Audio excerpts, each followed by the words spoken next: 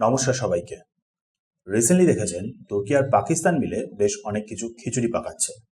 কিছুদিন আগেই তো আবার খবর এসেছিল যে তুর্কি নাকি প্ল্যান করছে পাকিস্তানে কমব্যাট ড্রোন তৈরি করার একটা ফেসিলিটি তৈরি করতে। সাথে আবার কান ফিফজেন ফাইটার জেট সাথে অন্যান্য যেসব ডিফেন্স ইকুইপমেন্টস আছে সেগুলো নিয়েও ডিলস করছে এখন তুর্কি পাকিস্তানের সাথে। পাকিস্তানে বিভিন্ন ধরনের প্রোডাকশন ফেসিলিটি তৈরি করতে চাইছে, মানে বেসিক্যালি অ্যাসেম্বল ফেসিলিটি তৈরি করার চেষ্টা চলছে, বাট তবুও চলছে। সিমিলারলি সেই সেম জিনিসটাই আবার তুর্কি চেষ্টা করছে বাংলাদেশের সাথে। রিসেন্টলি দেখেছেন বাংলাদেশের সাথে তুর্কির কত বাড়িয়ে চাড়িয়ে ক্লোজনেস। মানে বুঝতেই পারছেন তুর্কি, পাকিস্তান আর বাংলাদেশ একটা বিশাল বড় নেক্সাস তৈরি হয়ে গেছে। টার্গেটটা হলো যেখানে অবভিয়াসলি একদিকে ভারত তো অন্যদিকে ইসরায়েল। সো নো প্রবলেম, ইসরায়েলও ভারতের সাথে মিলে চেকমেট করা শুরু করে দিয়েছে। ইসরায়েল তো নিজেদের পুরো ডিফেন্স ইন্ডাস্ট্রিটাকেই এক্সপ্যান্ড বা বলতে পারেন সামওয়াট শিফট করে দিতে চলেছে ভারতে।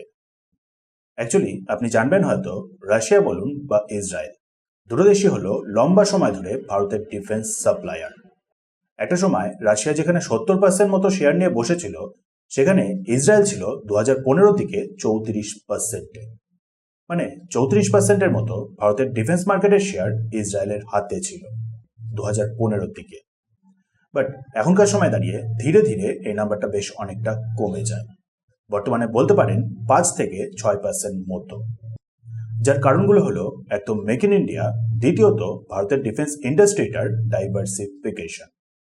ভারত এখন ডিফেন্সের দিক থেকে পার্টিকুলারলি একটা বা দুটো দেশের উপরে নির্ভর করে না, ডিফেন্স ইন্ডাস্ট্রিটাকেই পুরোপুরি ডাইভার্সিফাই করে দেওয়া। একদিকে রাশিয়া, অন্যদিকে ইউএস, তো অন্যদিকে আবার ফ্রান্স। ইসরায়েলের সাথেও বেশ অনেক কিছু নিয়ে ডিল হয়, বাট সেটা এখন বেশ অনেকটাই কম। রিসেন্ট সময় দেখেছেন ফ্রান্সের থেকে ভারত নিচ্ছে ফাইটার জেট, রাশিয়ার থেকে ডিফেন্স সিস্টেম, ইউএসএ থেকে আবার মিসাইল সিস্টেম। সেখানে ইসরায়েলের সাথে এখন ভারত সেরকম মেজর কিছু নিয়ে ডিল করে না। সাথে আবার ভারত নিজে থেকেও আবার অনেক কিছু প্রডিউস করছে, যে কারণেই দিন দিন ইসরায়েলের শেয়ারটা হয়ে যাচ্ছে বেশ অনেকটাই কম।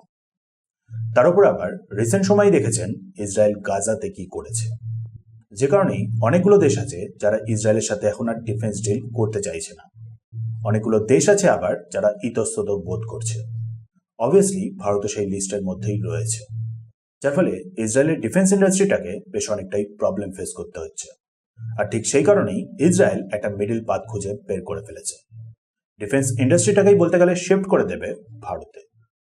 মিসাইল, ড্রোন, ডিফেন্স সিস্টেম ইত্যাদি যা যা যাবতীয় আছে সেই সব কিছুই ইসরায়েল এখন মেক ইন ইন্ডিয়া ইনিশিয়েটিভের মাধ্যমে ডেভেলপ করবে ভারতে। ঠিক যেরকম করে রাশিয়ার সাথে মিলে ভারত জয়েন্টলি ব্রহ্মোসকে ডেভেলপ করেছিল। অ্যাকচুয়ালি দেখেন দুটো দেশের মধ্যে লম্বা একটা ইতিহাস আছে। ভারতের একজন রাজা একটা সময় বেশ অনেকজন ইহুদিকেই বাঁচিয়েছিলেন, শরণ দিয়েছিলেন। প্লাস গোটা ভারতেই দেখবেন বেশ অনেকজন জিউসই লম্বা সময় ধরে সেফলি বসবাস করছে। ইসরায়েলে জানবেন একটা শহর আছে হাইফা, যেটাকে একটা সময় ভারতীয়রাই লিবারেট করেছিল, ব্রিটিশ আর্মিতে থাকা ভারতীয়রাই, যার ফলে আলটিমেটলি বর্তমান ইসরায়েল তৈরি হওয়ার সুযোগটা পায়। মানে বুঝতেই পারছেন হিস্ট্রি কতটা ডিপ। রিসেন্টলি ট্রাম্পের কারণে একটা সম্ভাবনা ছিল ভারত আর ইসরায়েলের রিলেশনটার মধ্যে একটা ডেন্ট আসার, বাট যাই হোক আপাতত রিলেশনটা তাও বজায় আছে। দুটো তরফই ইন্টেনশন দেখিয়েছে রিলেশনটাকে স্ট্রংলি বজায় রাখার। দুটো দেশেরই আবার সেম এনিমি।